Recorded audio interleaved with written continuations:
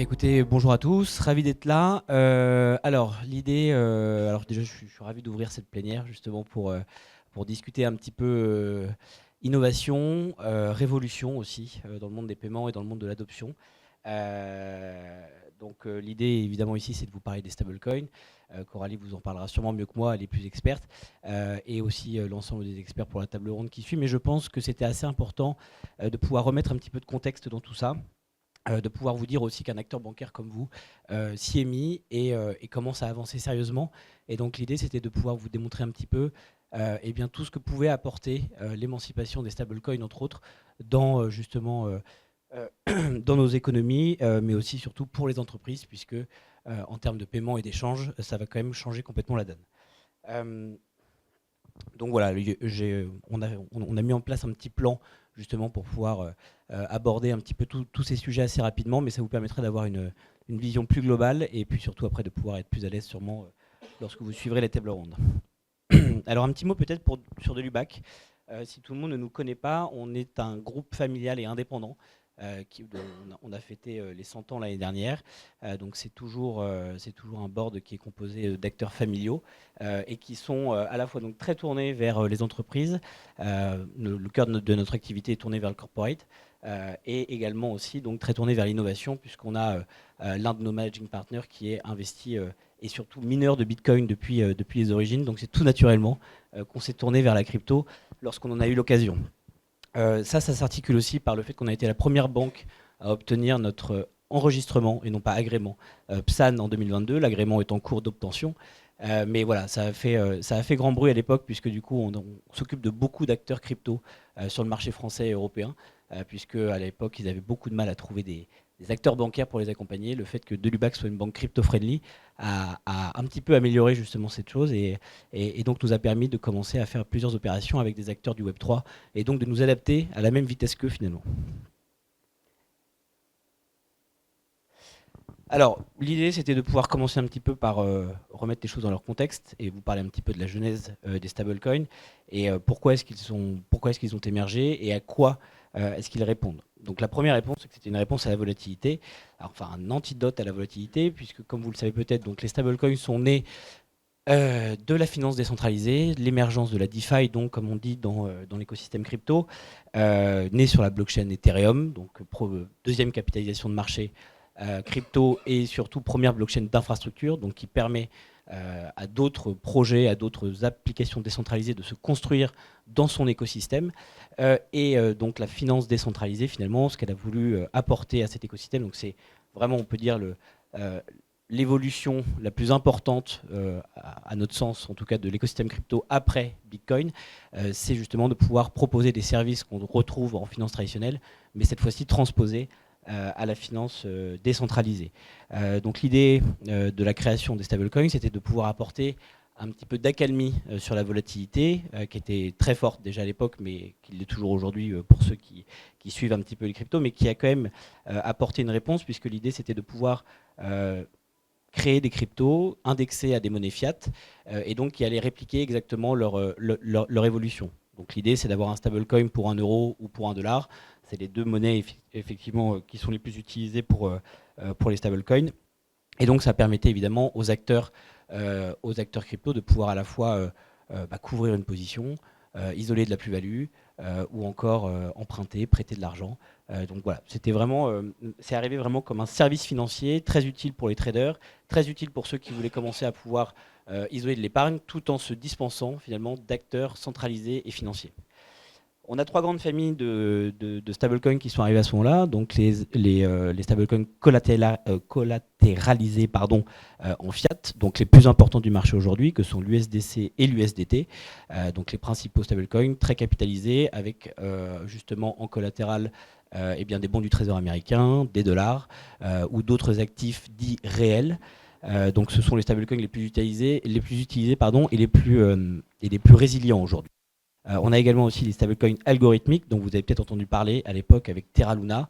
Ça a fait grand bruit. Ils sont beaucoup moins utilisés aujourd'hui parce que beaucoup plus risqués. Effectivement, donc ils ne reposent pas sur des réserves de valeur concrètes, mais par de la technologie, donc par un algorithme qui va gérer les entrées et les sorties. Et justement, avec le stress test qu'on a eu en 2022, eh bien, Terra Luna n'a pas tenu et c'est des dizaines de milliards qui sont partis en fumée. Parce que donc, le but d'un stablecoin, c'est de conserver ce qu'on appelle son PEG avec la monnaie qu'il est censé répliquer. Et lorsque on n'est plus à 1 pour 1, eh bien, on appelle ça un DPEG. Et ensuite, vous avez un effet de panique sur le marché, en tout cas sur l'actif. Les investisseurs, crise de confiance, ils se retirent de plus en plus. Et vous avez ce qu'on appelle ensuite un effet bank run. Et donc forcément, un effondrement du produit en question.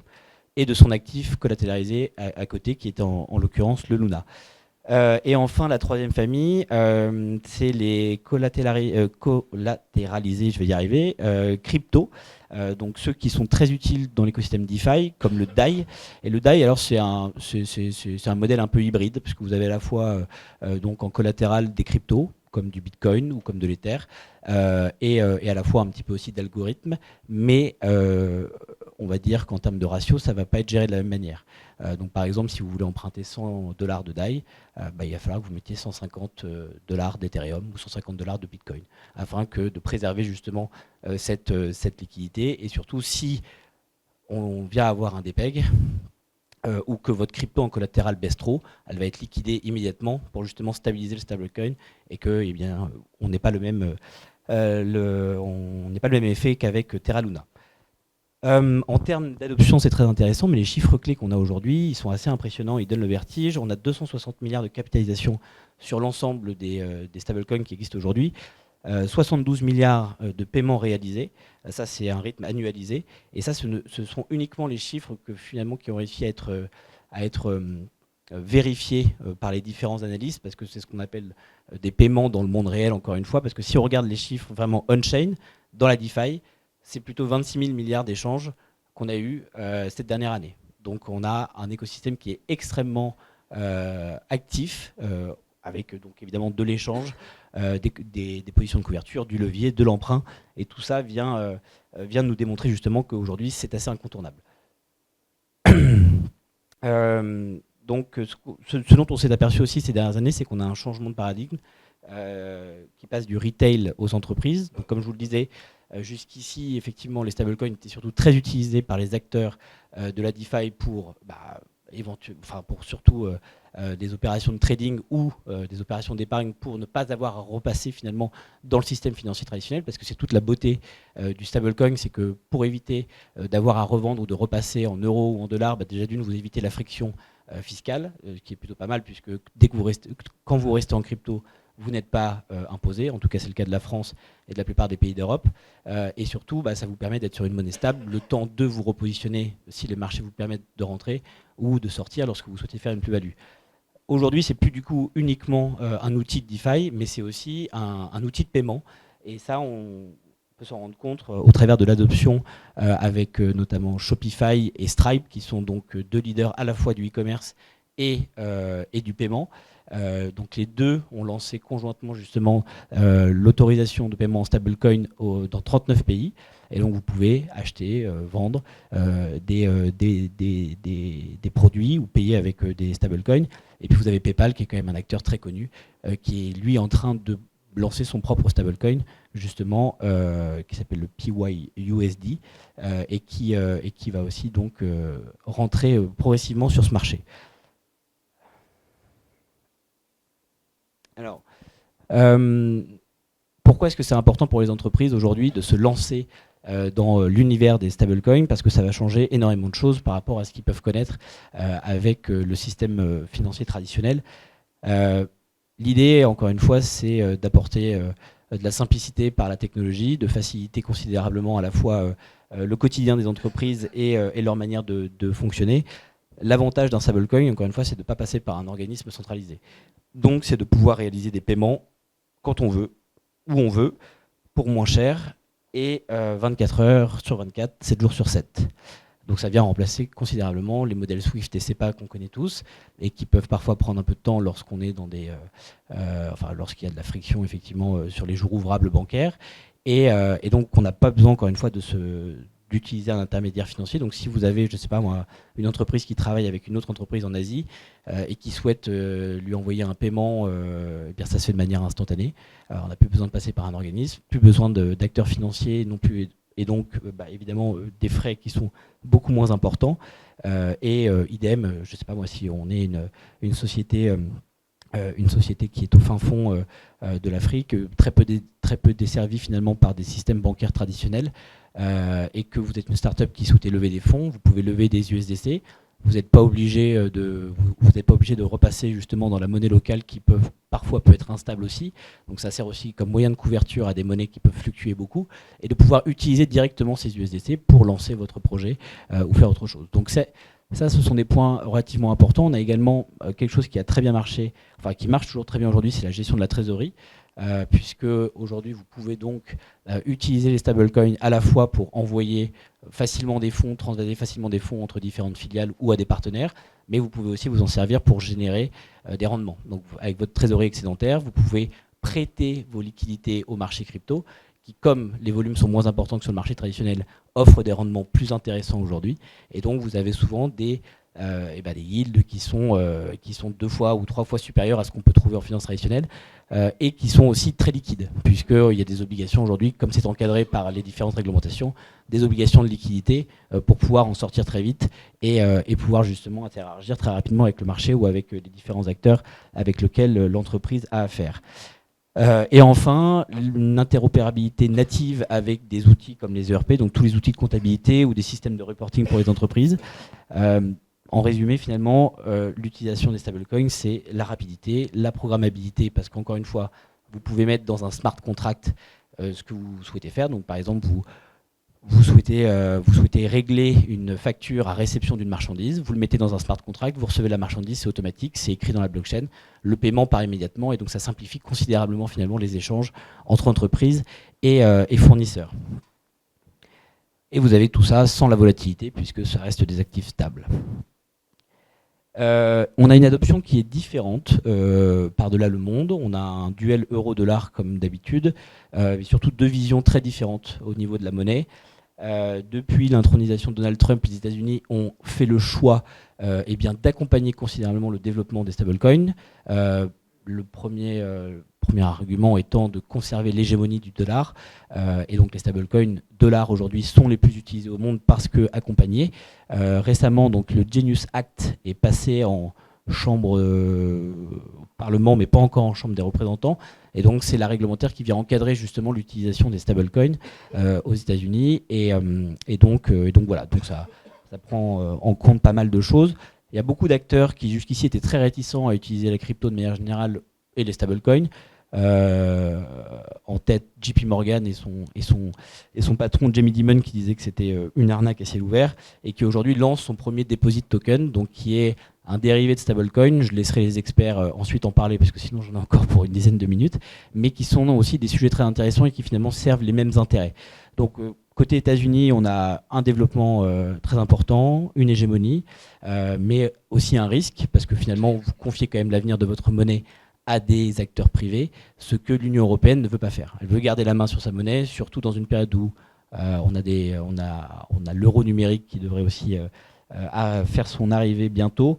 On a justement du coup plutôt une administration qui freine des cas de fer pour encadrer, donc avec MiCA, Market in Crypto Asset, qui est la réglementaire européenne qui est sortie sur le sujet, et qui vient donc encadrer de manière un petit peu plus drastique le développement des stablecoins. Donc on a beaucoup de stablecoins aujourd'hui qui existent aussi en Europe, notamment Circle, avec le URCV. Il y a Société Générale qui en a sorti un également, mais qui sort aussi son propre stablecoin en dollars, parce que pas compétitif sur l'euro, très peu de capitalisation, et alors que ceux en dollars sont beaucoup plus utilisés sur les blockchains publiques notamment, et donc ont plus d'intérêt pour des acteurs bancaires. Donc on a 2 stratégies pour les banques aujourd'hui, c'est émettre et tokeniser. On a donc pour les banques institutionnelles 2 stratégies effectivement, soit émettre son propre stablecoin, donc pour pouvoir capter cette liquidité et ne plus laisser finalement la main aux acteurs technologiques, mais aussi de pouvoir rentrer dans la danse. Donc Société Générale, comme je vous le disais, l'a fait, ING l'a fait, ou est en train de le faire, Deutsche Bank c'est pareil. Ils sont tous en train de plancher justement sur une offre de stablecoin et prendre un petit peu de part de marché. Et il y en a d'autres qui font un choix différent, qui est de tokeniser leur fonds monétaire, mais qui est tout aussi efficace, puisque finalement ça permet de pouvoir interagir avec l'écosystème crypto et les paiements décentralisés, mais avec un fonds monétaire, donc qui vient justement peut-être augmenter un peu la valeur de ces fonds-là. Et on a BNP Paribas qui l'a déjà fait, également Franklin Templeton qui s'est lancé dans l'aventure. Donc on a beaucoup d'acteurs aujourd'hui qui ont décidé de se lancer justement dans cette adoption, parce qu'aujourd'hui elle est incontournable, tout le monde le sait. Les banquiers ont regardé longtemps les acteurs du Web3 construire à ciel ouvert, hein, parce que ça s'est vu, que ce soit Circle ou Tether avec l'USDT, ils ne se sont pas cachés lorsqu'ils ont construit leur stablecoin, tout le monde le savait. Et je pense qu'aujourd'hui, de ce qu'on peut lire dans les différentes presses ou autres, voilà, le système financier traditionnel se rend compte qu'aujourd'hui il a pris un peu de retard et qu'il faut qu'il le rattrape pour ne pas laisser justement la main à ces acteurs privés décentralisés pour aussi jouer un rôle dans cette nouveauté. Chez Delubac, on a une vision qui est claire depuis le début. De toute façon, avec les cryptos, on a toujours voulu les intégrer et accompagner nos clients. On a un ADN, comme je vous le disais, qui est très porté vers corporate et entreprise. Et donc, nous, on veut simplifier l'accès à cette technologie pour nos clients. On a beaucoup de clients qui travaillent avec beaucoup d'entreprises dans le monde entier. Donc, pour eux, c'est un vrai sujet.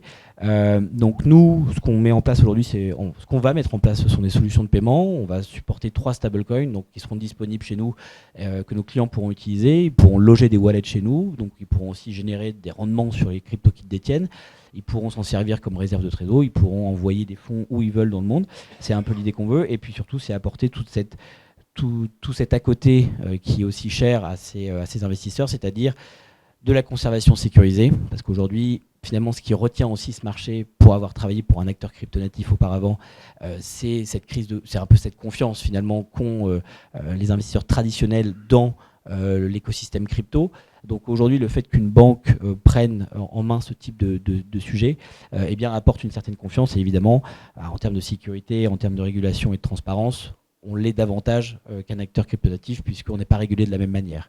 Donc voilà, et l'idée aussi, c'est de préparer une interconnexion avec les différents outils de comptabilité et de gestion financière qui sont en train d'émerger et qui vont très vite rentrer dans l'espace, enfin en tout cas dans le paysage financier. Donc écoutez, voilà pour ma part. Je vous laisse poursuivre. Alors, c'est pas la table ronde du coup, c'est Coralie qui va prendre la parole, je crois, après. Et merci pour votre écoute et bonne matinée. Bonjour tout le monde, c'est un plaisir, très improvisé, je vous dis tout de suite. On s'est vu avec Jérôme et Léopold la semaine dernière, il m'a parlé de cet événement, donc c'est un honneur d'être ici. Je pense que c'est aussi bien de répondre à vos questions si vous en avez. Auparavant, je vais juste vous présenter ce qu'on fait pour Circle à Paris. Donc en fait, on s'est installé à Paris il y a 2 ans déjà, fin 2023, pour obtenir une licence MiCA. C'est quoi une licence MiCA? C'est obtenir une licence de monnaie électronique et émettre un white paper. Le white paper, si vous le lisez, c'est généralement chaque émetteur doit faire ça. C'est un gros document, parfois imbuvable, mais hyper important à lire parce qu'il permet de... C'est comme un prospectus sur une émission obligataire finalement. Donc nous, on est arrivé à Paris avec toute entre guillemets, la technologie Circle, le poids de l'USDC, en se disant, bah voilà, maintenant il faut qu'on soit MiCA compliant. Alors, MiCA compliant pour un stablecoin, c'était assez drôle. C'est arrivé le 1er juillet 2024. Si vous n'étiez pas compliant, ça voulait dire que les plateformes, donc les Coinbase, les Binance, les Bitstamp, pouvaient vous délister dès le 1er juillet finalement. Donc, c'est un peu plus, on va dire, contraignant que ce qu'on voit sur les CASP, donc toutes ces plateformes qui ont jusqu'à mi-2026 en France et dans certains pays pour être compliant. Nous, c'était 0 ou 1. Soit au 1er juillet, on était compliant, soit on ne l'était pas. Donc, en fait, on a dû monter tout un projet avec les autorités françaises et parfois européennes pour venir émettre, à partir de Paris, des USDC et des EuroC. Personne auparavant. L'EuroC, c'est le Circle. EuroCV, c'est notre concurrent. Donc, je rappelle. Donc, en fait, c'est vraiment hyper intéressant. On a recréé un mini Circle US en France. Donc, ça veut dire quoi? Ça veut dire ramener toute l'infrastructure. Et là, c'est pareil, je voudrais revenir sur le point précédent. Il n'y a pas de compétition entre les banques et les émetteurs, mais plutôt, en fait, un partage de tâches. Nous, on est une usine. on produit des USDC. On les produit pour des plateformes ou pour des gros players qui vont ensuite s'en servir. Mais on a besoin des banques. On a besoin des plateformes. Les banques, elles vont déjà, donc une réglementation stablecoin aujourd'hui en Europe, c'est quoi? Ça veut dire n'importe quel stablecoin MiCA compliant, il place tout son cash dans des banques européennes. C'est obligatoire. Donc parfois, quand on reçoit certains commentaires des autorités, notamment européennes, parce qu'il peut y avoir des frictions au sujet du futur euro digital, ils voient parfois les stablecoins comme concurrence, finalement, tout l'argent ou tout le cash reste dans les banques européennes et retourne à la banque centrale finalement le soir. Enfin, s'ils ont accès aux liquidités de banque centrale. Donc, encore une fois, ce qui est important de voir, c'est que c'est une interconnexion de tous ces secteurs-là, de la finance traditionnelle, de la finance blockchain, pour finalement déployer de plus amples services à leurs clients, au final. Quand on voit un trésorier d'entreprise, moi j'ai été trésorière auparavant chez PayPal, quand on avait un wire qui était retardé parce qu'il y avait un bank holiday dans un pays, il m'est arrivé une fois, je vous raconte la petite histoire, je travaillais avec un grand acteur du monde SEPA. Il m'appelle, il me dit je ne comprends pas, Coralie, tu es en l'air de 100 millions d'euros sur ton compte cash. Il est midi, voilà, je me dis que faire? Je travaille pour une entreprise américaine, donc West Coast. Je me dis midi, de toute façon, je peux joindre personne. On est en l'air de moins 100 millions. Ça veut dire quoi? Ça veut dire que potentiellement, les retraits des clients auraient été bloqués. Pour n'importe quelle entreprise de paiement, ça veut dire un gros problème avec le régulateur, parce qu'on doit le discloser, et un super risque réputationnel. Et tout ça, après ça s'est arrangé quelques heures après, ils nous ont accordé une facilité de crédit. On a vu pourquoi. C'est parce qu'à Chypre, c'était férié. C'est terrible. Donc un jour férié dans un pays de l'Europe peut mettre à mal le système parfois traditionnel des paiements fiat. Encore une fois, la technologie blockchain va au-delà de tout ça. Donc la vie du trésorier d'entreprise 2.0 va vraiment changer. La même chose pour souscrire à un fonds monétaire.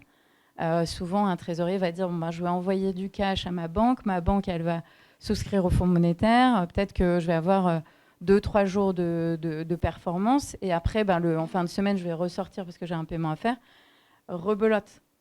Là, avec la technologie blockchain, avec soit des stablecoins, soit d'autres technologies qui arrivent, on est capable d'avoir du yield sur un fonds monétaire tokenisé pendant 5 jours. Et plus juste 3 jours sur 5. Et encore une fois, pour un trésorier, ça change la vie. Les problèmes de devises aussi, on en a parlé un petit peu.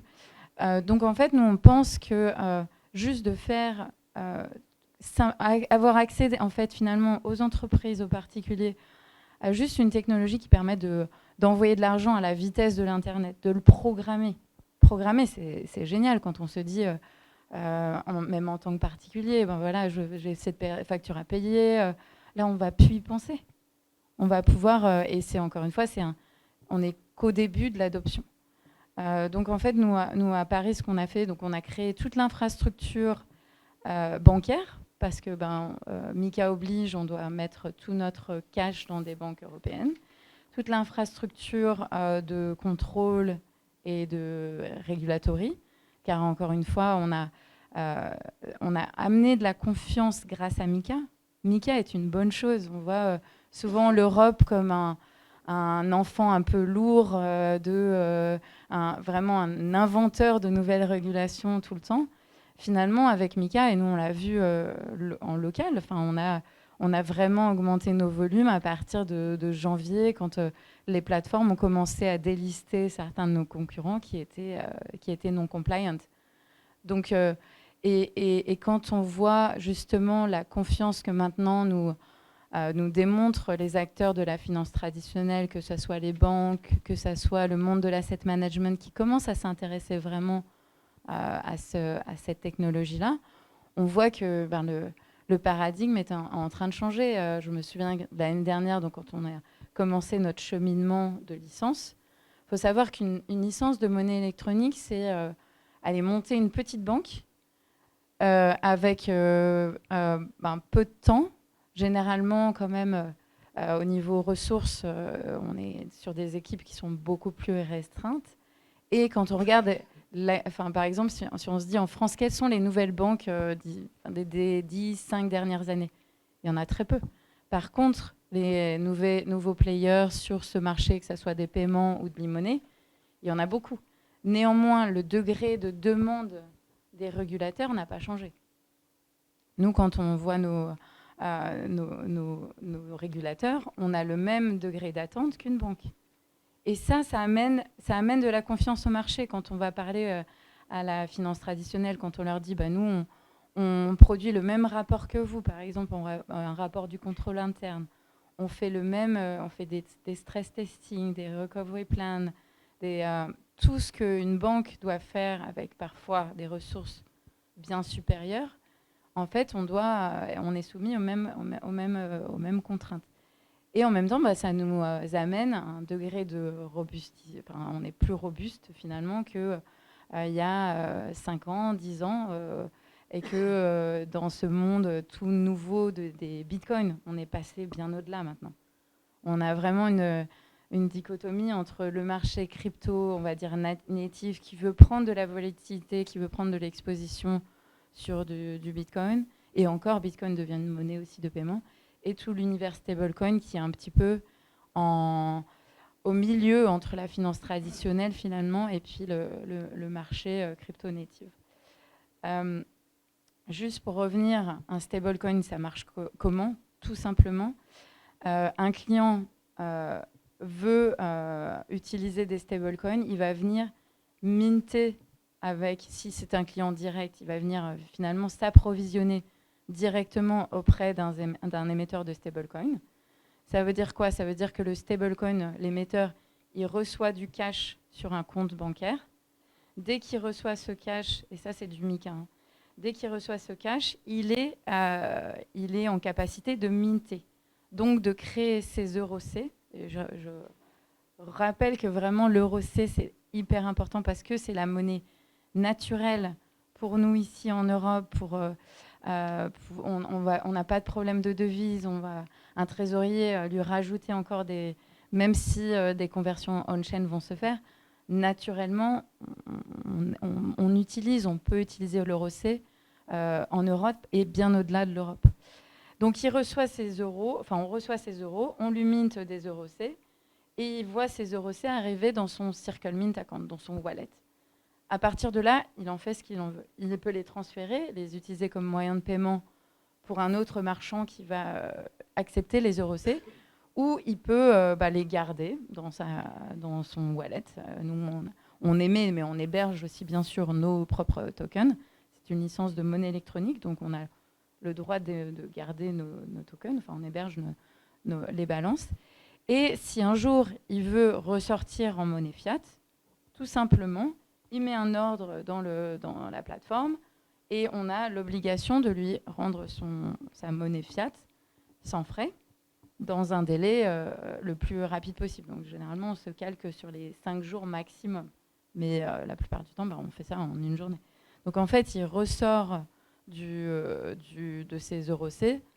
Et ça, c'est le devoir MiCA de donner redemption ou de remboursement, droit de remboursement à tous. Et voilà. Et en fait, quand on y pense, c'est quand même pas très compliqué.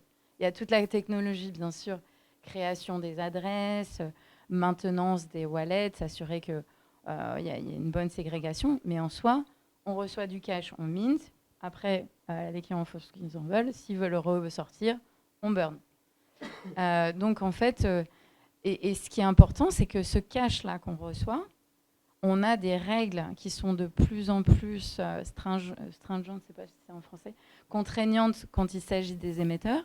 Plus on grossit, plus on va devoir diversifier notre portefeuille ou nos réserves.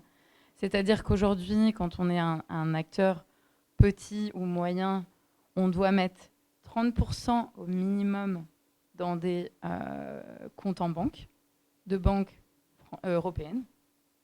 Et le reste, voilà, dans de l'actif hyper liquide, donc des govies français ou allemands. Plus on grossit, et là, Libby a écrit des règles discutables parce qu'ils nous disent, bon, maintenant, si un jour vous êtes significatif, et ça c'est Mika, hein, c'est plus de 30%, mais c'est 60% qu'on doit mettre en banque. Avec des règles de diversification encore qui sont très similaires à un bilan bancaire, qui vont s'assimiler à des règles de large exposure, donc pas plus de 25% pour chaque nom si on est sur des banques globales, systémiques, ou 10% si elles sont plus petites. Donc en fait, on va recréer un bilan bancaire en ayant une contrainte supplémentaire, c'est la contrainte de cantonnement. Cantonnement ou safeguarding en anglais, ça veut dire quoi? C'est applicable à tous les émetteurs de monnaie électronique et pas aux banques. Ça veut dire que dès qu'on reçoit de nos clients du cash, on doit mettre la contrepartie en face, un pour un, sur un compte soit cash, soit hyper liquide. On a cette contrainte-là à tout moment. Alors qu'on regarde un bilan bancaire, on a ces contraintes de solvency et de LCR, mais c'est tout. Et donc finalement, on a cette contrainte-là de one for one qui font, encore une fois, augmenter le degré potentiel de confiance des utilisateurs. Parce qu'à tout moment, on se dit, non, moi, ce cash-là, je ne peux pas aller acheter un immeuble à Dubaï. Enfin, c'est hyper réglementé. Et encore une fois, je vous encourage à lire un petit peu Mika, même si c'est très long. C'est vraiment, entre guillemets, un copier-coller de BAL 3, en fait. Il n'y a pas beaucoup de choses qui changent. Et plus les émetteurs vont grossir, et on va vite avoir des gros émetteurs, des gros players sur ce marché-là, et plus on va se retrouver. C'est pour ça que je pense que c'est vraiment une interaction entre les banques et les émetteurs, et les banques centrales, hein, parce qu'il faut savoir qu'un jour, ça a été publié, les acteurs de monnaie électronique vont pouvoir se plugger directement à la BCE. Donc finalement, on va avoir tout cet écosystème-là de banques centrales, de banques privées, quand je dis privées, et d'acteurs de la monnaie un petit peu digitale, qui doivent interagir parce qu'on a tous besoin les uns des autres.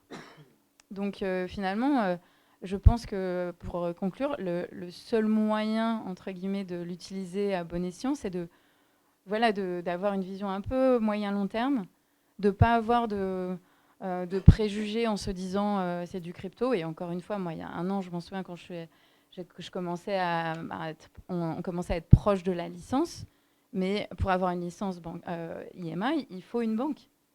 Et les banques, à ce moment-là, on prenait des portes, quoi. Enfin, on me disait non, vous êtes acteur Bitcoin.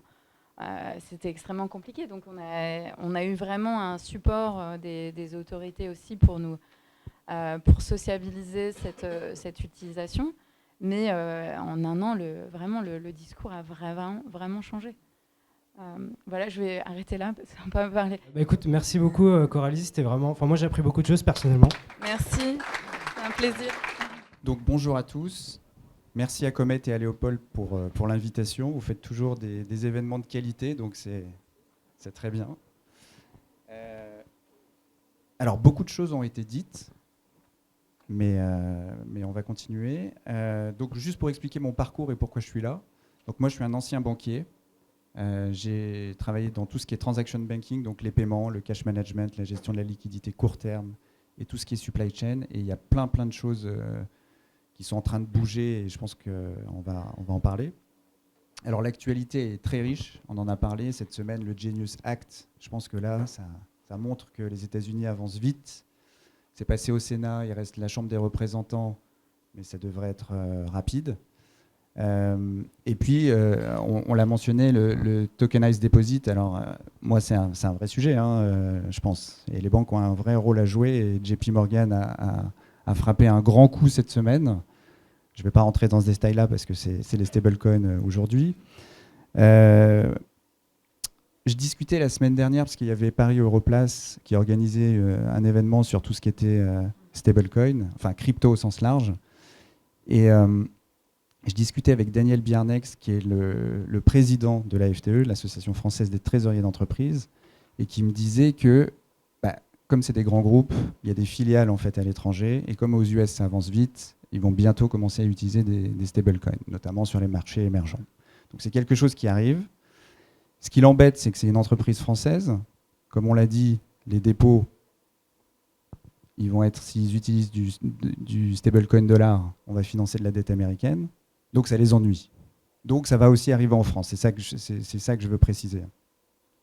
Bon, je ne vais pas être trop long. On passe directement aux introductions. François. Merci. Donc, je suis François Volpouch, je suis le directeur général de Chainalysis sur la région Europe du Sud, Israël et Afrique francophone. Léopold, moi je suis directeur financier chez Comet, aussi en charge des sujets risques et conformité. Et je vous présenterai juste après ce que fait Comet. Bertrand Godin, je suis cofondateur et CEO de Fipto. Parfait. Première question pour toi, Bertrand. Alors, on l'a déjà défini, hein, les différents types de stablecoin. Qu'est-ce qu'un stablecoin? Quelle est la typologie des stablecoins, les différents types de stablecoins qu'il peut y avoir? On en a aussi parlé avec les algorithmiques, les fiat. Et peut-être un petit retour sur MiCA, EMT, Electronic Money Token et ART, Asset Reference Token. Ouais, effectivement, on a déjà dit pas mal de choses, je pense, dessus, sur les différents types de stablecoins. Aujourd'hui, on voit surtout du collatéralisé en fiat, en tout cas dans les échanges, donc USDC, USDT, partout dans le monde. Sûrement selon les zones géographiques, un usage plus fort de l'USDC ou de l'USDT.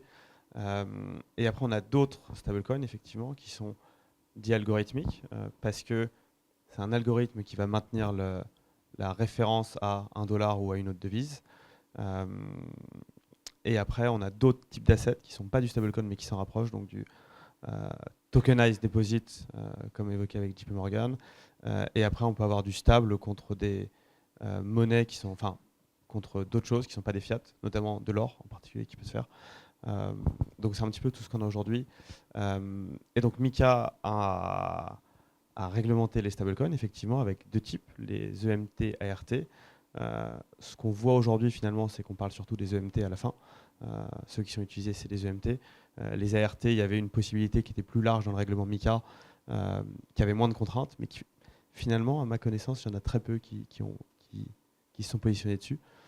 Donc aujourd'hui, on a un EMT dans MiCA. Les points importants, je pense, dans MiCA, c'est qu'effectivement, il y a la partie réserve qu'on a évoquée, qui doit être dans du T-bill, dans de la Banque européenne, mais également quelques points en plus, qui sont l'interdiction de certains pour admission to trading et public offering, en l'occurrence, et également la partie rendement, qui a été un gros sujet. Aujourd'hui, vous ne pouvez pas donner du rendement en stablecoin en tant que CAS, vous ne pouvez pas donner du rendement en stablecoin à vos entreprises, à moins de rentrer dans des mécanismes de prêt, des choses comme ça, mais nativement, on ne peut pas donner du rendement au client final comme on pourrait le faire sur un compte en devise traditionnelle. Parfait. Parlons d'infrastructure avec toi, Léopold. Je crois que Comet a reçu un agrément en décembre 2024. J'aurais bien aimé l'agrément, mais on a eu l'enregistrement. Non, l'enregistrement, pardon. Allez, pardon. Est-ce que tu peux nous expliquer comment fonctionne l'infrastructure Comet, les différentes briques techniques et comment vous sécurisez la détention et la circulation des stablecoins pour les entreprises? Le sujet infrastructure, au sens, on va dire, technique, pour les corporates, c'est assez important. Nous, on a vu un phénomène assez marrant en 2020-2021, quand il y a eu toute la hype des NFT et Lacoste qui faisait des super collections à 3 millions d'euros de volume. C'est que les gars avaient beaucoup de budget et plutôt que de l'allouer au marketing intelligemment, ils se sont dit on va faire des super infra de wallet, on va faire des trucs très compliqués en interne. Et en fait, le problème, c'est qu'aujourd'hui, ces boîtes-là qui n'ont plus d'activité dans le Web3 se retrouvent vendor-lock avec des acteurs de wallet. Elles ont des usines à gaz, les gens en charge sont souvent partis, donc il n'y a plus du tout la compétence en interne de gérer ces choses-là. Et donc, on a vu ce sujet de loin. Et pour le côté corporate, je pense qu'il y a une vraie question de savoir si on fait ou si on délègue cette partie-là. Je veux dire, aujourd'hui, quand vous avez... c'est un no-brainer d'avoir une banque. Hein, chacun ne va pas avoir son core banking system et chercher un banking as a service. C'est complètement hallucinant. Donc pour moi, les actifs digitaux, c'est pareil. Il y a quand même un côté où les PSAN sont là pour ça. Et donc c'était tout le sens de parler d'infrastructure pour les corporates. Côté Comet, nous on a fait de la DeFi avec nos propres moyens. Ça fait 5 ans qu'on le fait pour la trésorerie d'entreprise. Et quand il s'agissait de partir d'une feuille blanche pour le PSAN, on s'est dit il faut qu'on design quelque chose que nous-mêmes on serait prêt à utiliser en tant que sachant sur la partie DeFi. Donc on s'est dit qu'est-ce qui nous plairait en tant que corporate et utilisateur de la DeFi à mettre en place et à utiliser.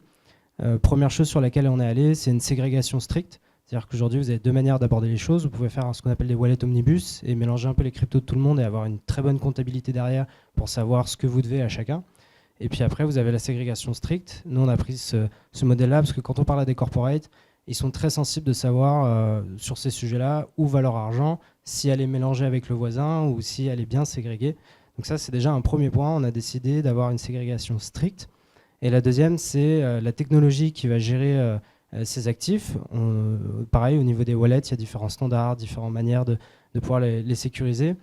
Nous, on est parti de l'UX et de ce qu'on voulait offrir comme expérience à notre client pour choisir la techno.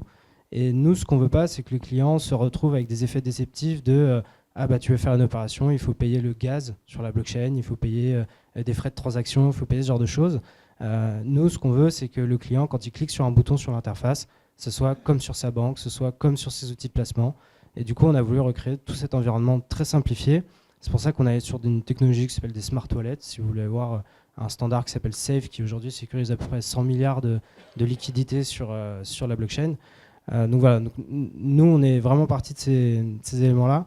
Et ensuite, sur la partie stablecoin, comment est-ce qu'on intègre le stablecoin dans tout ça? On a pris l'annuaire, on a regardé tous les PSAN et on a dit ok, qui peut permettre de faire l'acquisition de stablecoin aujourd'hui? Et on a forcément eu affaire aux exchanges, aux brokers. On s'est rendu compte que les brokers étaient branchés aux exchanges. On s'est rendu compte qu'il y avait des frais liés au volume. Donc quand vous voulez placer de la trésor, vous faites un virement de 400 000 euros, vous ne voulez pas avoir l'effet déceptif sur la conversion stablecoin d'avoir déjà 1% de fee, parce que vous venez pour aller chercher 3-4% de rendement sur 6 mois. Donc si vous prenez déjà un tiers, c'est assez déceptif. Donc la solution, c'est de trouver chez des acteurs comme Circle, qui eux émettent, comme le disait Coralie, ils ne prennent pas de fee à l'entrée ni à la sortie, parce qu'en fait, ils se rémunèrent sur le carry de leur dépôt. Donc en fait, on a choisi une fois de plus une UX qui soit semblable à ce que vous avez l'habitude de voir en tant que trésorier. Quand vous avez 100 000 euros pour les placer, on ne vous place pas 99 000, on vous place 100 000. Donc voilà un peu sur l'infra, tous les différents sujets qu'on a redescendus pour mettre en place quelque chose qui couvre de l'euro déposé chez nous jusqu'au dépôt sur la DeFi, dont je parlerai juste après. Très bien, merci. Donc on a défini un petit peu ce qu'était un stablecoin, on a défini l'infrastructure. Moi, la question, quand je discute avec des trésoriers, c'est OK, mais je ne veux pas être mouillé à des blanchiments d'argent, risques réputationnels. Donc, je veux que ça soit en gros traçable, compliant. Et c'est pour ça que je me tourne vers toi, François. Ben oui. Comment vos outils, vous êtes quand même leader on-chain, comment vos outils permettent de détecter, de prévenir contre le blanchiment, la lutte contre la fraude pour les entreprises en stablecoin? Et une deuxième question, quelles sont les métriques qu'il faut regarder? Alors, je vais déjà remettre l'église au milieu du village. Elle est importante, cette église. Pour donner un petit peu de saveur, alors en complément de tout ce qui a été dit par Guillaume ou par Coralie et par tout le monde ici aujourd'hui, une métrique qui est assez importante, c'est la première, c'est celle du volume total de transactions en stablecoin. Et pourquoi je vais en parler? Parce que je vais déjà vous parler du volume total de transactions ou d'achats faits au travers de Visa ou de Mastercard en 2024. En 2024, c'était 15 700. 15 trilliards. Alors, je ne sais pas si on le dit en français ou pas, le trilliard, si ça existe. Bon, allez, tout le monde le comprend. 15 trilliards, bon an, mal an, de dollars en 2024 d'échanges. Les stablecoins, c'est 27 trilliards en 2024. Donc, en 2024, le volume total d'échanges en stablecoin a dépassé, voire quasiment doublé, le volume des transactions de Mastercard et de Visa. Et souvent, effectivement, on peut se dire, et tu as raison de le souligner, Julien, à l'instar de tout le monde, et ça c'est l'opprobre qui a été jeté sur tout un écosystème et crypto, ou j'allais dire la blockchain en général. Mais les activités illicites sur la blockchain, c'est de l'ordre de 0,14, voire un petit peu plus, % du volume global de transactions sur les blockchains.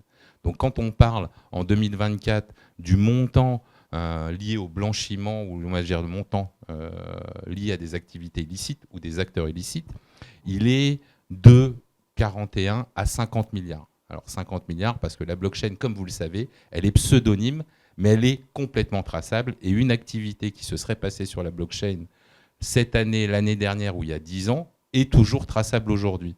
Donc aujourd'hui, à l'instant où je vous parle, l'activité illicite en 2024, c'était 0,14%, 41 milliards. Même si on pense, comme je vous disais, que ça atteindra 50 milliards.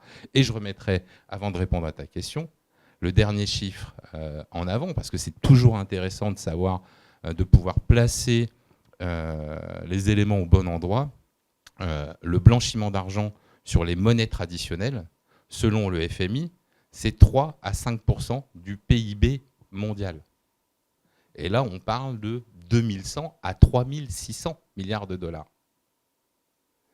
Une fois qu'on s'est dit ça, et qu'on met ça en rapport avec le côté traçable, transparent de la blockchain, eh bien, on se dit que effectivement, si on arrive, nous, en tant que Chainalysis, à continuer à apporter encore plus de transparence dans ce système-là, plus de sécurisation, il n'y a plus aucun frein, ou il ne devrait y avoir plus aucun frein à l'adoption globale.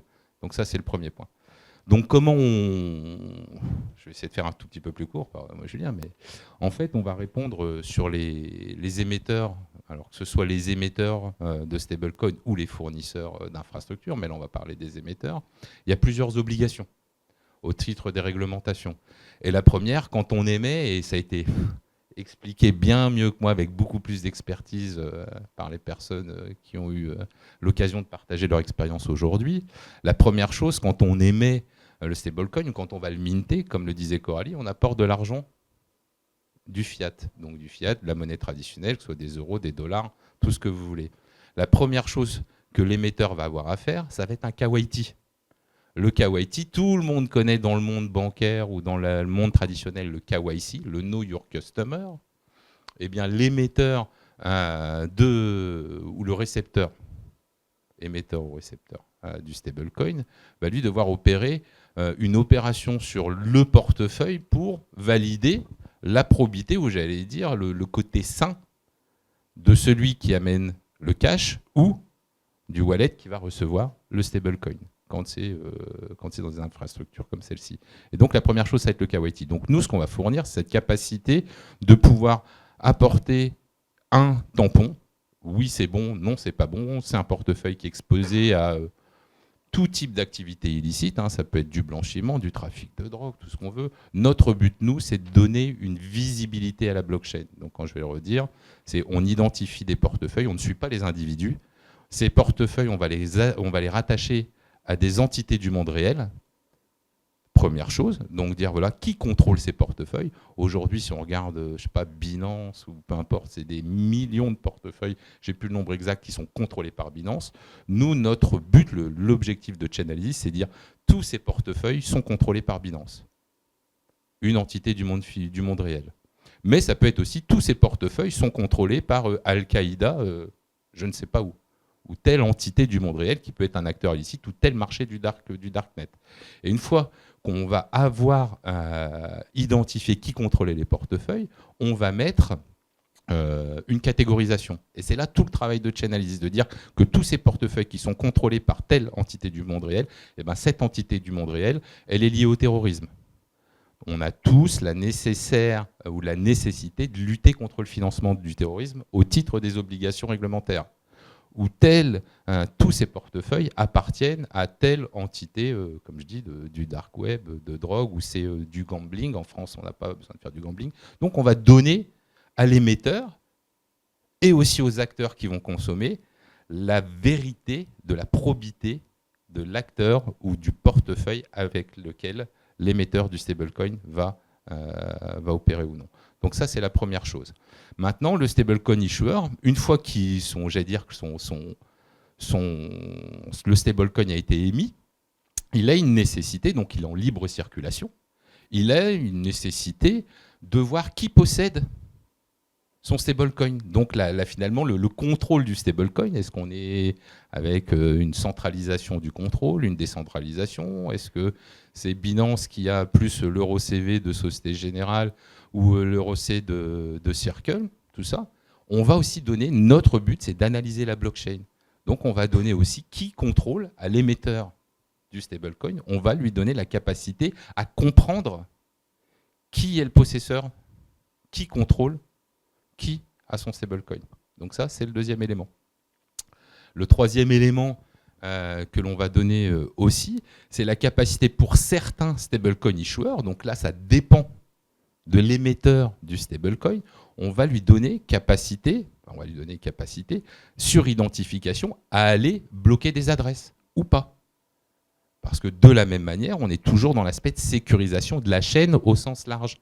Et donc, si on prend un exemple qui n'est pas représentatif en Europe, puisqu'il n'est pas MiCA compliant, mais c'est Tether qui a fait un choix aujourd'hui. Tether, l'année dernière, c'est le blocage de 800 adresses problématiques sur le stablecoin. L'émetteur a toujours cette capacité à bloquer ou non, ce qui est extrêmement intéressant d'un point de vue réglementaire ou d'un point de vue fiabilité de l'émission ou de l'émetteur. Donc ça aussi, c'est ce qu'on fait. C'est un exemple avec Tether. Ça, on est dans le post-transaction. J'ai distribué ou j'émets mon stablecoin. Je suis en libre circulation, donc on continue de contrôler, contrairement à l'argent fiduciaire, enfin le traditionnel, j'allais dire, qu'on ne contrôle pas, dernier point. Et aussi aujourd'hui, un point qui est extrêmement important dans la professionnalisation de la blockchain, et des acteurs de la blockchain, notamment des émetteurs de stablecoin, c'est qu'on apporte en tant que Chainalysis, là on parlait du post-transaction. J'ai minté, mon stablecoin est en libre circulation, etc.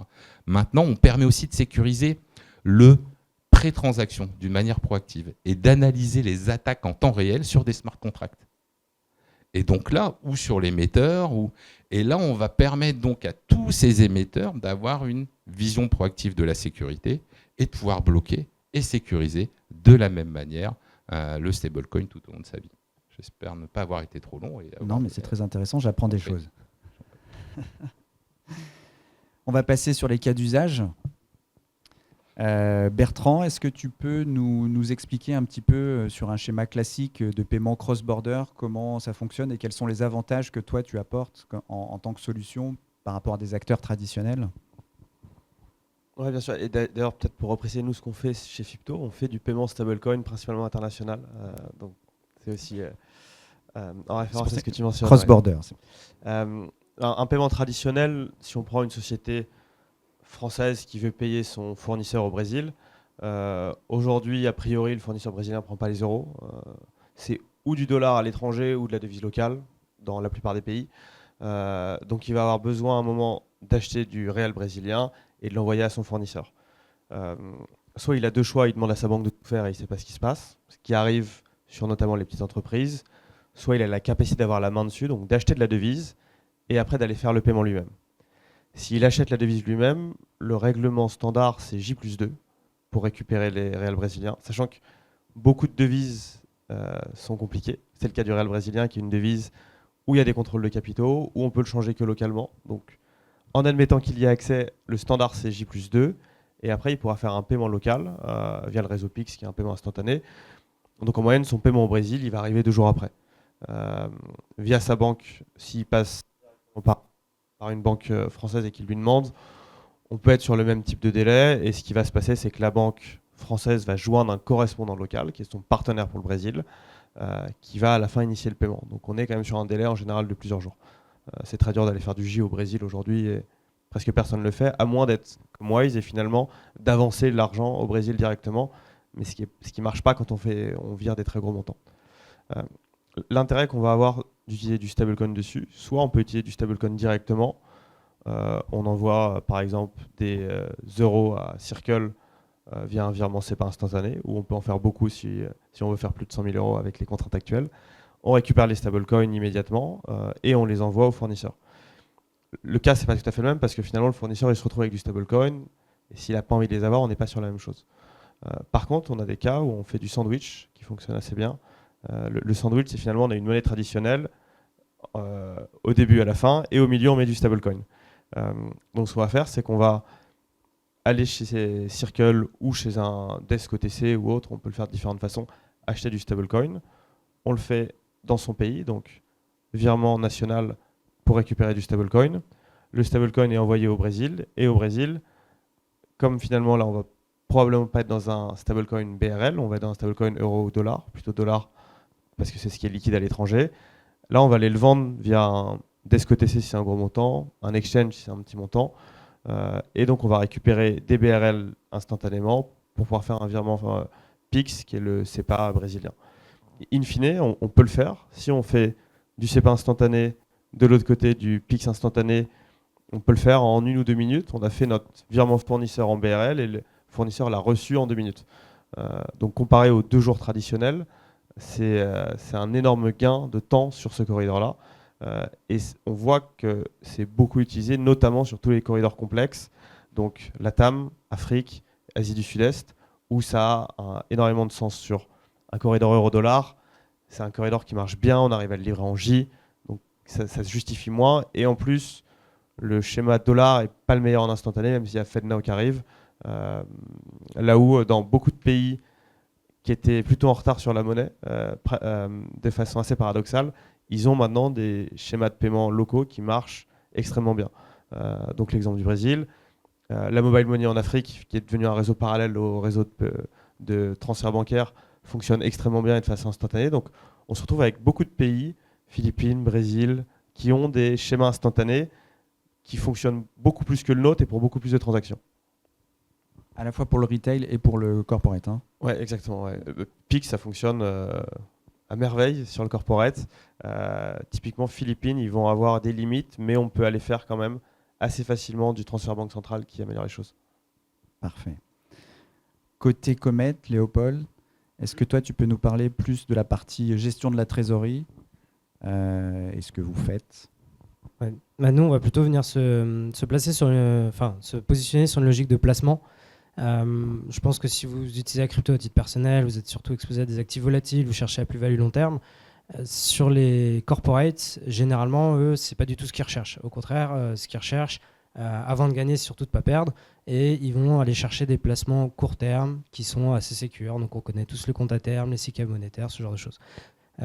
Avec le stablecoin, aujourd'hui, on peut aller chercher des opportunités sur un marché monétaire qui est décentralisé, backé par un émetteur comme Circle qui a toutes ces contraintes que Coralie vous a décrites tout à l'heure. Et on va aller chercher des marchés qui sont beaucoup plus libres, qui ne sont pas régis par le taux directeur de la Banque centrale et qui vont rémunérer vos euros sur des horizons court terme, 6 mois, 18 mois, 12 mois, à des taux qui sont 2, 3, 5 fois celui de l'Ester. Et ça, c'est assez révolutionnaire parce qu'aujourd'hui, le placement court terme, il est revenu à la mode avec notamment 2 phénomènes. Le premier, c'est le fait qu'on sort des taux négatifs, donc on peut enfin rémunérer l'argent.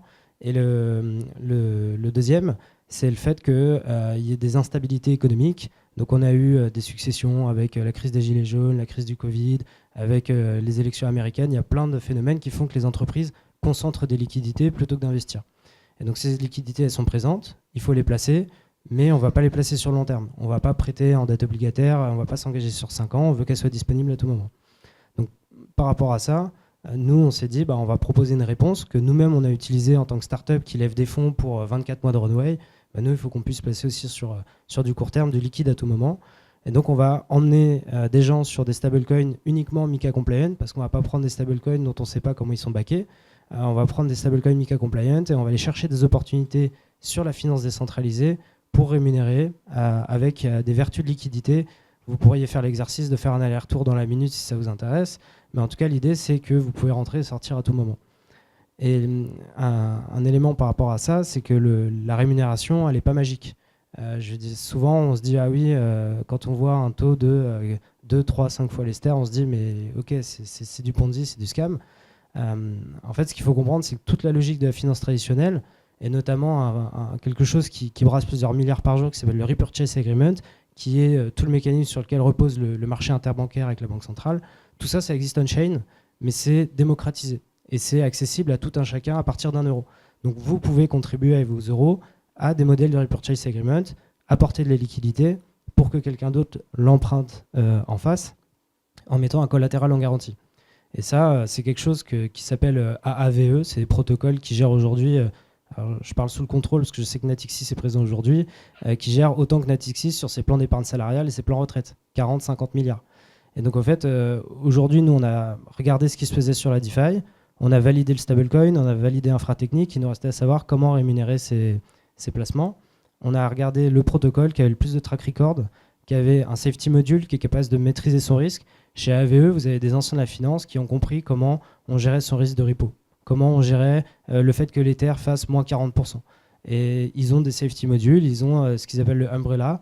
Et chez AVE, aujourd'hui, vous pouvez placer vos euros. Alors je dirais pas sans risque, parce que le risque zéro n'existe pas. Et en finance, s'il y a rémunération, c'est qu'il y a risque.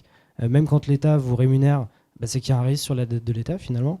Donc il y a quand même des notions qui ne sont pas exclues. Le risque fait toujours partie de la finance. Mais en tout cas, nous, on a identifié ces risques et on a trouvé des contre-mesures qui nous permettent de créer un chemin aujourd'hui qui fait qu'on a des engagements sur...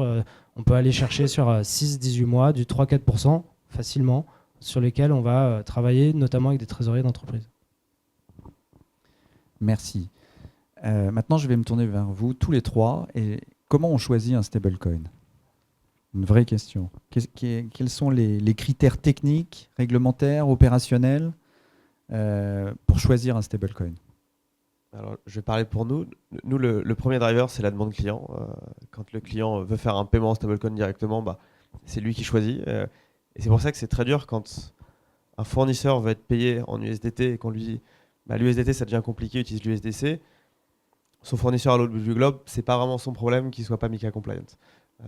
Mais le premier, en tout cas, c'est demande client. La suite, du coup, c'est la partie conformité. Est-ce que nous, on est confortable pour s'en servir ? Est-ce que notre régulateur sera confortable quand on va lui dire qu'on s'en sert ? Donc, c'est un point extrêmement important. Après, il y a la liquidité. Est-ce que je peux en acheter sur des montants suffisants et le vendre aussi, que ce soit en direct, en mint ou en secondaire derrière ?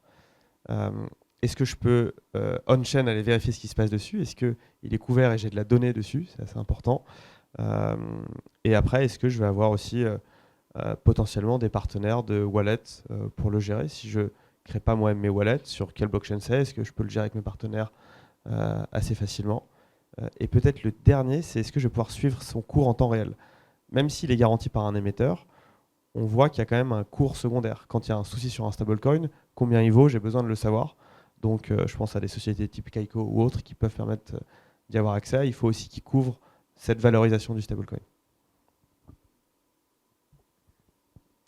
Nous, du coup, on va aussi s'appuyer sur la partie régulatoire. Là-dessus, on n'a pas trop de choix. Et surtout que, comme le soulignait bien Coralie, nous, on arrive dans un nouvel écosystème. Le régulateur, ça fait des années qu'il voit de l'innovation financière. Donc, on va arriver avec forcément des solutions mieux disantes sur tous ces sujets-là. Donc, c'est un no-brainer aujourd'hui de dire qu'on va avec un acteur MiCA compliant. On a commencé avec un acteur qui s'appelle Monerium, qui est absolument inconnu en France, mais qui est pourtant le premier stablecoin MiCA compliant en Europe, qui est basé en Islande et qui aujourd'hui nous a permis d'accéder sur des premières pools de liquidité sur des réseaux comme Gnosis ou Arbitrum. Et là, on en arrive au deuxième sujet qui va driver notre choix, c'est la disponibilité de cet actif et surtout son usage. Parce que nous, si un stablecoin ne circule pas sur la DeFi, n'est pas utilisé, n'est pas emprunté, en fait, il ne va pas travailler, il ne va pas rémunérer. Donc, il va falloir qu'on regarde et qu'on se dise, OK, on va aller sur l'euro E de Monerium, sur l'euro C de Circle, j'espère un jour sur l'euro CV de Société Générale Forge, qui arrive sur Morpho, de ce que j'ai compris. Donc voilà, ça c'est le driver, puisque nous, la promesse, c'est le rendement, il faut qu'on s'assure que ce stablecoin, il circule, il travaille. Et le troisième, ça va être sous le prisme de la devise. Aujourd'hui, on a des acteurs qui viennent nous voir, qui nous expliquent pour des raisons X ou Y, ils se retrouvent avec du dollar. Et que leur business, parce que c'est une filiale d'un groupe américain, donc la monnaie de fonctionnement au sein du groupe, c'est le dollar. Et donc ces gens-là veulent pouvoir s'exposer au dollar dans leur placement. C'est plus simple en termes de reporting, etc. Et dans ce cas-là, nous, on va ouvrir des canaux sur USDC ou sur... enfin, il n'y a pas vraiment de choix. Généralement, c'est plutôt USDC. Mais voilà, en tout cas, le driver peut être aussi sous cet angle-là. Donc le besoin client, il va intervenir, mais plus bas dans notre arbre décisionnel.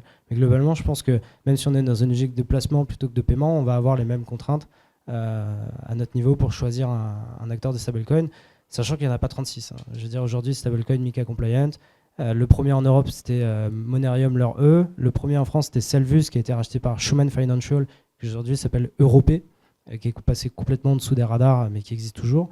Et le plus imposant, le plus impressionnant, ça reste quand même Circle. Moi, je pense qu'à partir du moment où il utilise Chainalysis, on peut choisir le stablecoin. En trêve de plaisanterie, je pense que les experts ont parlé.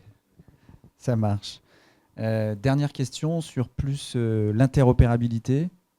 On-ramp, off-ramp. Comment on passe d'un système, je dirais, Web3 à une infrastructure traditionnelle, et je pense aux ERP, aux TMS et aux infrastructures bancaires. Qui veut prendre là? Alors, nous, sur la partie ERP en particulier, c'est un point important parce que un groupe international, il veut que ce soit dans son ERP.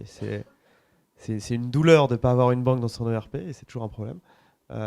Nous, typiquement, ça a été important dès le début d'avoir cette stratégie-là et donc on est allé s'intégrer dans Kyriba comme un partenaire de paiement. Je ne peux pas dire le mot banque, mais voilà, c'est à ça qu'on pense. Donc typiquement, un client, il pourra instruire ses paiements chez nous comme il le fait via sa banque dans Kyriba ou autre. Parce qu'ils ont un besoin de centraliser, d'avoir une vue globale sur la trésorerie dans un seul outil. Donc c'est extrêmement clé pour le client. Et après, nous, dans la façon dont on travaille, on est un acteur Web3, Web2, on va dire. On est établissement de paiement et aussi Virtual Asset Service Provider. L'offre qu'on a choisi d'offrir à nos clients, c'est une offre qui est dans des codes habituels. Donc, où je me connecte en API ou sur une plateforme avec login, mot de passe, tout est fait. Et derrière, j'ajoute un bénéficiaire, je fais un paiement. S'il y a un sandwich en stablecoin, je n'ai pas forcément besoin de le voir. Et si je paie en stablecoin, au lieu d'un IBAN, je vais ajouter une adresse, je dois mettre le network et le nom de mon fournisseur. Et d'ailleurs, dessus, on n'en a pas parlé, mais on a aussi la partie maintenant Travel Rule, où on doit faire des vérifications en plus. Mais finalement, je délègue à l'acteur régulé toute la partie vérification, conformité de ce qui se passe, comme je le fais avec ma banque. Parce qu'il y a beaucoup d'acteurs, et notamment entreprises, qui n'ont pas envie de le gérer eux-mêmes. C'est pas eux qui font ce travail-là en devise traditionnelle, et donc ils s'attendent à la même expérience sur la devise numérique.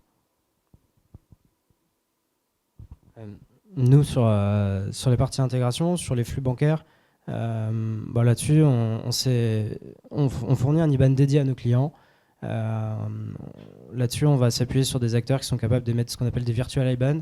Donc ça permet tout de suite de désamorcer le sujet de est-ce que j'ouvre vraiment un compte chez vous ou est-ce que l'IBAN est juste un moyen technique passe-plat de faire transiter l'euro.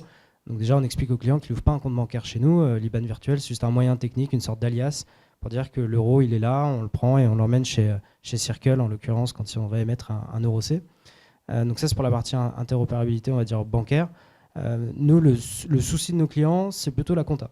Et là, on en revient au sujet de qu'est-ce que je mets dans ma compta, qu'est-ce que je mets dans ma liasse fiscale, c'est un placement, comment je le disclose, est-ce que c'est cash equivalent, est-ce que ça ne l'est pas. Et dans ce cas-là, nous, notre position, pareil, Day One, ça a été de dire on vous fait un fichier format FEC et vous pouvez l'importer. Le FEC, c'est un standard qui s'importe dans n'importe quel ERP comptable qui a été établi par l'administration fiscale. Et en gros, nous, on a l'info de ce qui s'est passé, on est capable de tracer le yield, enfin le rendement en temps réel, on sait vous dire au 31/12 votre position, et après vous prenez votre export, vous le mettez dans votre outil comptable, et ensuite vous connaissez le split entre la partie de résultats financiers, les intérêts et le capital déposé. Et donc le sujet a été principalement sur cet angle-là. Après sur la partie conformité, KYT, etc. Finalement, nous, déjà, on se repose sur Chainalysis, donc a priori, tout va bien chez nous. Mais ça, côté client, c'est transparent, en fait, ils ne le voient pas. Et notre seul job, c'est de s'assurer que les pools de liquidités dans lesquels on vient placer les liquidités de nos clients, on les screen avec des outils comme Chainalysis, et on vient regarder la composition de cette pool. Et en gros, si ça dépasse certains seuils ou s'il y a des interactions avec, selon les critères, donc tout ce qui est terrorisme et tout, on va considérer qu'on ne va pas emmener nos clients dans des pools qui financent le terrorisme. Mais ça, c'est pareil, c'est transparent, le client ne le voit pas, ne le sait pas. Tout simplement, on filtre et on écarte ces endpoints et on va aller le rediriger sur d'autres moyens de placement. Voilà. Parfait. C'est l'heure de conclure. Qu'est-ce que vous voulez dire comme dernier message, ou est-ce que vous avez des conseils à donner à notre auditoire?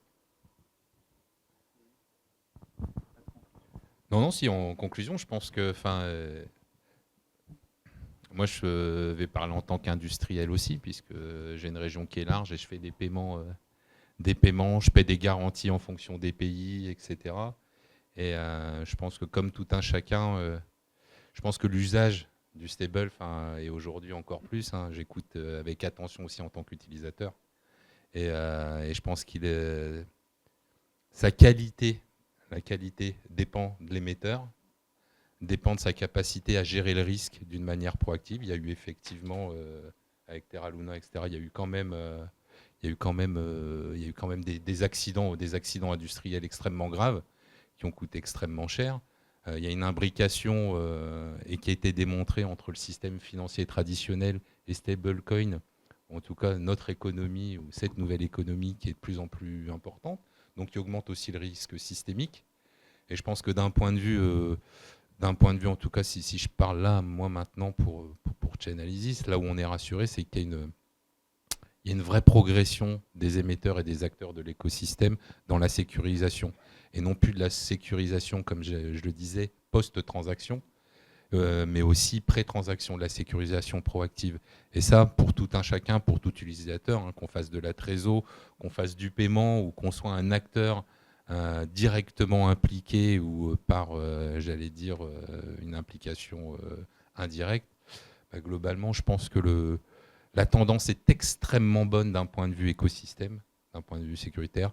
Après, je pourrais encore vous donner des chiffres, mais je ne pense pas que c'est ce qui vous intéresse. Mais je n'irai pas les yeux fermés. Mais par contre, je suis rassuré par le professionnalisme.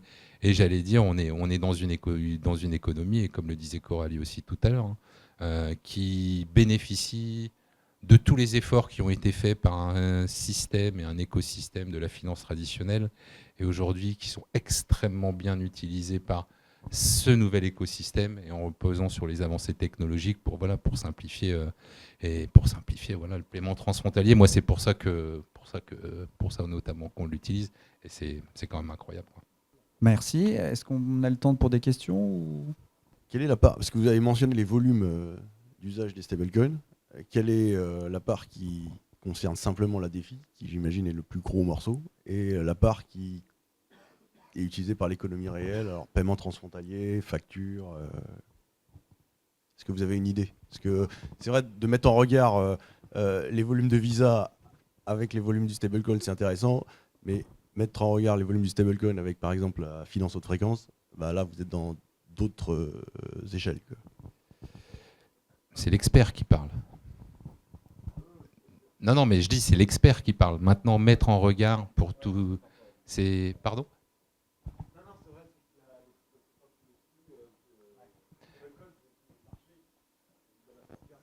Bien sûr, c'est pour ça que j'ai précisé flux de paiement. C'est pour ça que je l'ai précisé. C'est pas des Mais flux commerciaux, en fait. Voilà, ce n'est pas que des flux commerciaux. En termes de volumétrie, j'allais dire, et rien n'est comparable. Rien n'est comparable. Les volumes, si, il est important de mettre les volumes. On parle de volume financier. Donc c'est pour ça, il est toujours extrêmement important et intéressant et admis par tous de parler des activités illicites sur les blockchains. C'est pour ça qu'il est aussi intéressant et personne ne remet en exergue quels sont les acteurs illicites par rapport à la monnaie traditionnelle.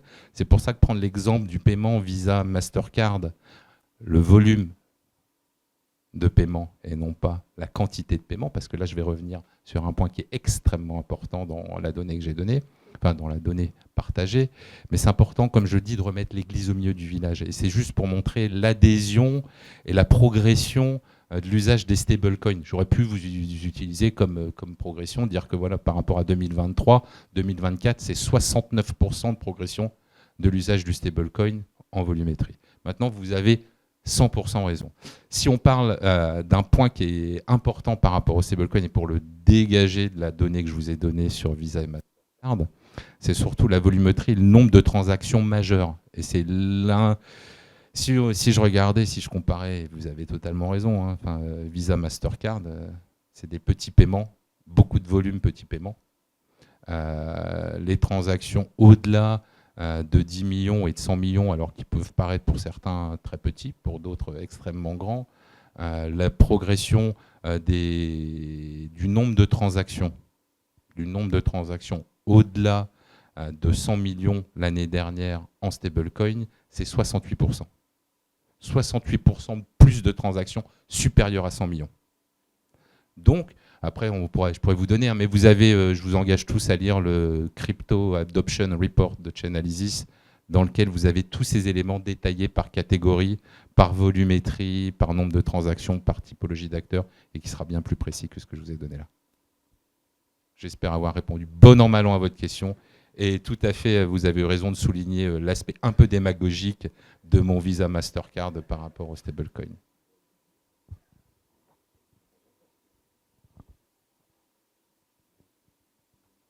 Bah, écoutez,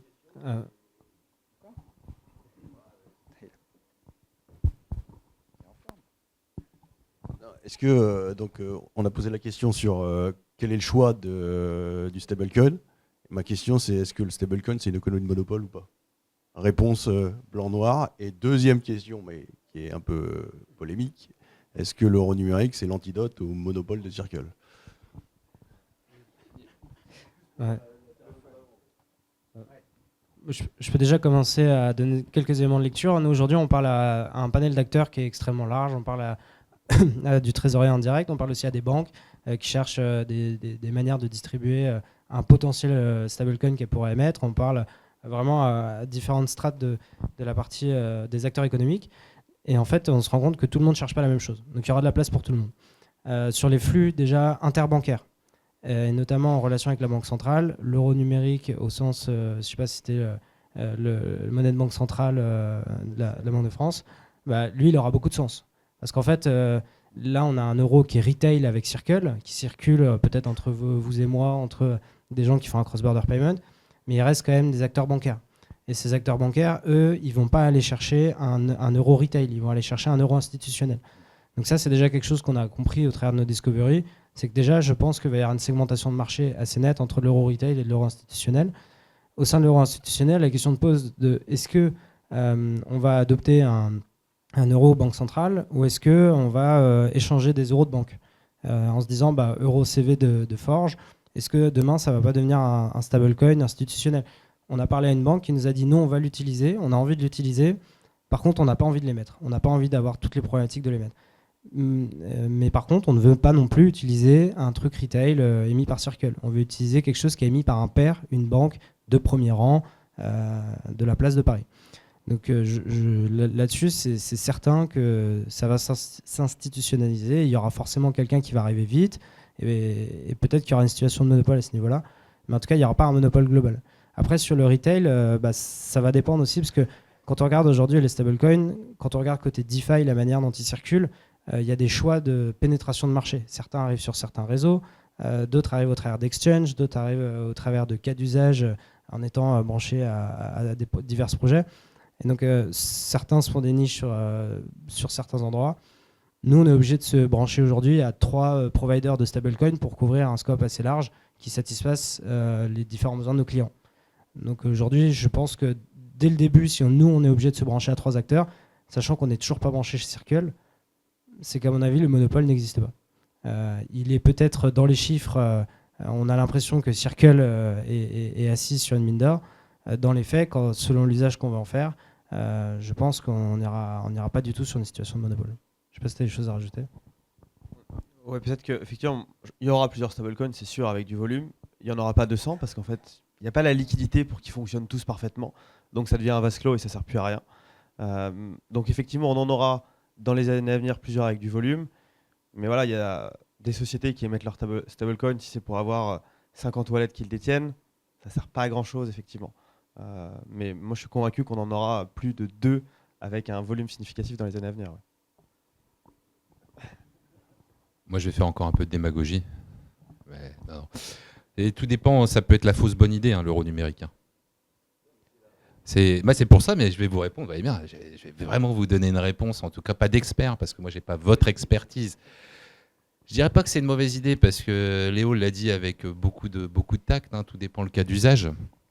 Maintenant, il y a des sous-jacents technologiques, la première. Le choix peut être critique. Soit on enferme, soit on libère. Et si on enferme de facto, on enlève tout le bien. En tout cas, j'ai une propension à croire dans l'économie de la blockchain et ce qu'elle apporte, et notamment là, ce dont on parle aujourd'hui, le stablecoin, ce paiement transfrontalier immédiat qui ne subit pas le jour férié ou Noël, ou peu importe quelle que soit la fête pour les uns les autres, qui permet aux entreprises, aux particuliers d'échanger ou de payer avec des coûts extrêmement faibles sur une infrastructure résiliente et ouverte, et qui permet finalement... Le transfrontalier, il est extrêmement important. Maintenant, à partir du moment où on parle de l'euro numérique, déjà on enlève une partie du transfrontalier. C'est pour ça que le cas d'usage n'est plus le même. Et après, le sous-jacent technologique, on peut transformer ça. Enfin, je fais toujours ce rapport de vieux, mais je ne suis pas loin d'être l'un des plus vieux dans la salle. Hein. Moi, quand je revois le cloud et les choix de la France et de l'Europe sur une souveraineté numérique avec du cloud, moi, je me rappelle des investissements de la Caisse des dépôts, de la France, qui avait à l'époque, dans les années 2000, fin des années 2000, je sais plus, 9, 10, 11, 12, donné 250 millions d'euros pour des développements à SFR et à Orange. Et aujourd'hui, où sont les clouds souverains? Donc, il est important, le cas d'usage, c'est pour ça que c'était extrêmement important ce que tu disais, le sous-jacent technologique, parce qu'on parle d'une technologie qui a quand même permis de révolutionner l'industrie du paiement, en tout cas de la compléter, révolutionner et compléter, parce que les deux, tout est complémentaire. Maintenant, attention aux mauvais choix, quoi. Et qui vont coûter à l'Europe, à ses citoyens, aux banques centrales, à tout le monde, extrêmement d'argent, et qui pourrait être un nouvel échec industriel, potentiellement. Effectivement, c'est pas comparable un stablecoin avec le CBDC. Le CBDC, c'est la réaction à Libra d'il y a 10 ans, mais finalement, c'est un euro actuel qui a été un peu amélioré, mais qui est plus proche de l'euro actuel que du stablecoin à la fin. Le stablecoin, il est beaucoup plus ouvert, il est transférable sans intermédiaire, et là on se retrouve plutôt avec un vase clos à nouveau qui se rapproche de l'euro actuel. Et l'euro, il est déjà numérique aujourd'hui. La plupart des euros, ils sont dans les ordinateurs finalement, donc il n'y a pas beaucoup de différence. Je pense pour vraiment terminer sur ce sujet, le meilleur comparable, je pense, c'est la facture électronique. Je ne sais pas si vous êtes beaucoup à l'aise avec le sujet. À la facture électronique, le souci, c'était de se dire comment on fait pour récupérer la TVA plus vite à la source sans compromettre la liberté des affaires. Et on s'était dit, bah voilà, on va créer un cahier des charges, on va avoir des PDP, des modèles Y, des modèles X, c'est comme les Tesla, voilà, super. Et en fait, l'État, à la fin, qu'est-ce qu'il a fait? Il a dit, au tout début, il a dit, bah, nous, vous inquiétez pas, on aura notre propre PDP d'État, vous pourrez mettre des factures via nous, et rassurez-vous, il y aura le secret des affaires qui sera conservé, vous pourrez faire vos factures, etc. Au final, on a bien, déjà le projet a pris 1 an, 2 ans, 3 ans, 4 ans de retard. Et in fine, qu'est-ce qui s'est passé? L'État s'est complètement désengagé. Il a organisé des réunions avec les plus grands acteurs et les plus gros éditeurs de factures. Il leur a dit, en fait, le cahier des charges, prenez-le et débrouillez-vous et faites en sorte que ça marche. Et finalement, c'est comme ça que c'est terminé. Moi, l'euro numérique, à mon avis, ça va être pareil. C'est que là, ils arrivent, comme la facture électronique, on va faire des choses avec des modèles, voilà, je ne sais pas comment ils vont les appeler, et à la fin, ils vont dire, en fait, on va mettre des alinéas en plus dans MiCA, dans les statuts de MT, dans ce genre de choses, pour couvrir des choses qu'on aurait voulu faire avec le CBDC, mais qu'on ne peut pas faire, parce que finalement, on va pas s'en dessus, c'est trop compliqué, personne ne va vouloir. Puis Wissi a expliqué que ça coûterait une fortune à toutes les banques. Donc voilà, et je pense qu'à mon avis, la facture électronique est un très bon moyen de comprendre comment va finir le sujet de la monnaie banque centrale. Aussi.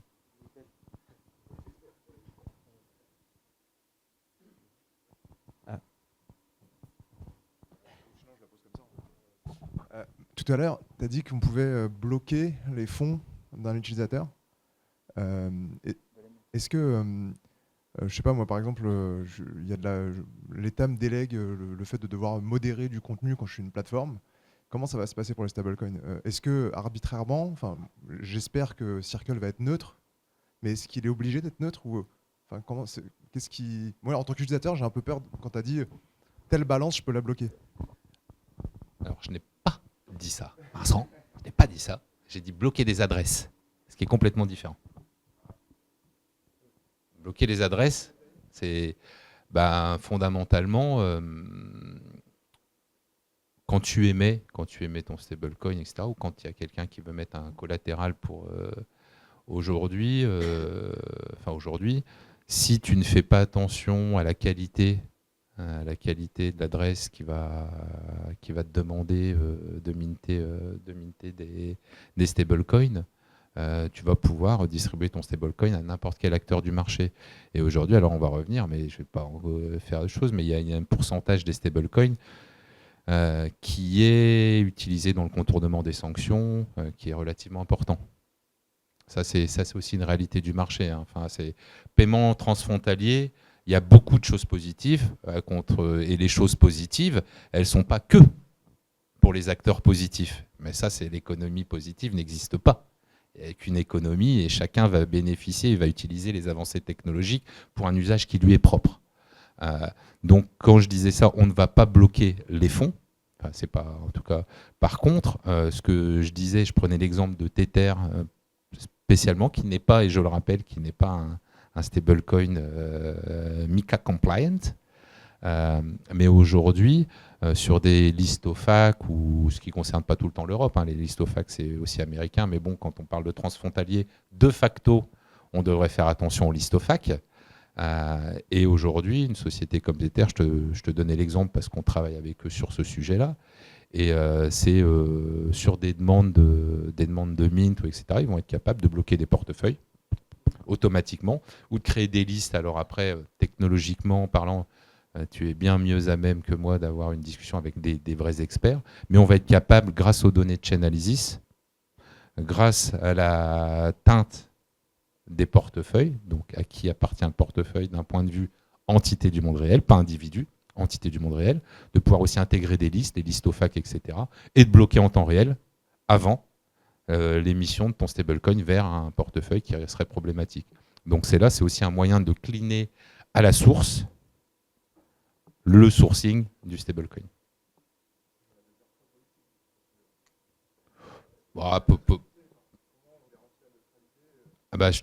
Après, l'appétence au risque, tout ça, je ne jette la pierre dans aucun jardin, mais l'appétence au risque, elle dépend du stablecoin issuer, de la législation, dans laquelle tu opères, ou de la réglementation.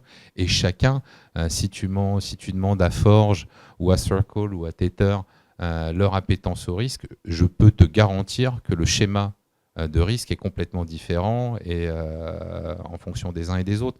Voilà, Tether, ils ont choisi de ne pas être MiCA compliant. Maintenant, ils ont choisi une approche extrêmement basée sur les risques aussi, et qui le fait de bloquer les adresses, c'est un choix de l'émetteur. Et c'est un choix qui lui appartient. Nous, on donne la capacité, les données qui lui permettent de prendre des décisions en rapport avec son modèle de risque. Et c'est extrêmement flexible. Et le libre arbitre, c'est l'émetteur qui le prendra, bien sûr. Il reste chez l'émetteur et en fonction de ses contraintes réglementaires. Écoutez, merci pour votre attention.